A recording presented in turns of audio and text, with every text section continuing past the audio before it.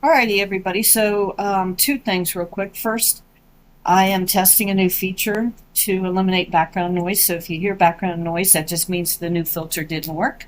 And then, number two, before we start with this, I'm going to try every time I do an online presentation, I'm going to try to remind you of something that pertains to the campus or to the classes.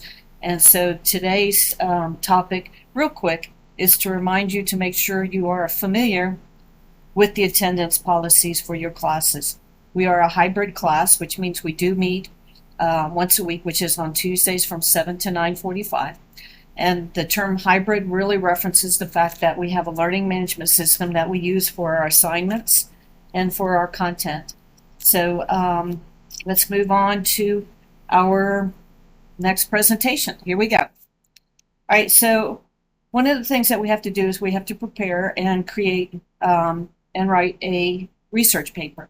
And one of the textbooks that we're using, the Information Literacy User's Guide, will help us with that.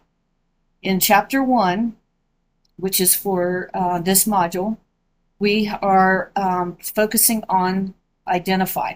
Okay, so this chapter of the Information Literacy User's Guide focuses on identify. Okay, which means understanding your information need in order to ask the right questions and choose appropriate resources. And so this video actually may come in handy if you watch it before the librarian attends our class this week. And or maybe it will help reinforce some of the stuff that the librarian tells you when she's in our class this week. All right, so the key concepts from this chapter is about information literacy, information need, meta literacy, which is kind of interesting, discusses the 7 pillars real quick, and the KWHL chart. So information literacy just really is being information literate, means being able to find, evaluate, and use information effectively. Information need, this is the driving force behind any research. You need to understand what you're looking for and why, and that's where the KWHL chart will come in handy.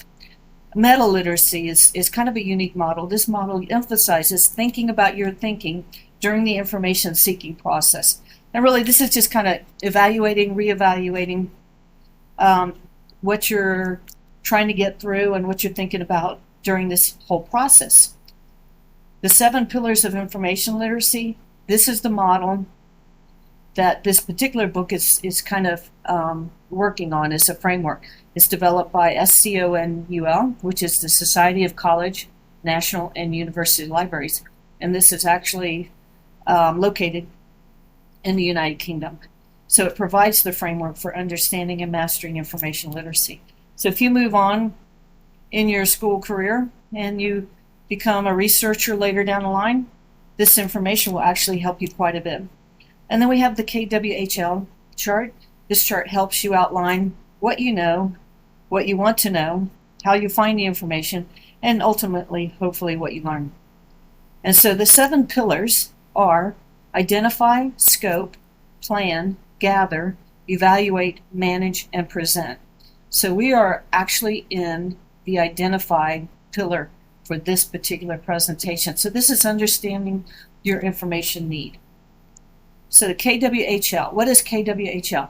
It's what you know, what you want to know, how you will find the information, and what have you learned. And so there is actually a template, and that template is provided to you in the Canvas learning module, and it's part of our next assignment for this coming week.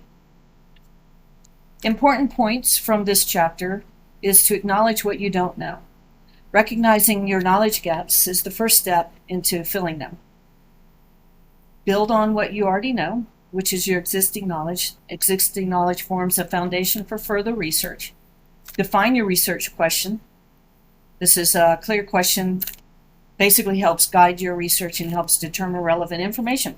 And so don't worry too much about, do you have a really clear question, because this is part of the process. The process is you start with some thoughts, and as you progress, you fine-tune it, and as you learn, your question becomes more clear, and your research topic becomes more focused.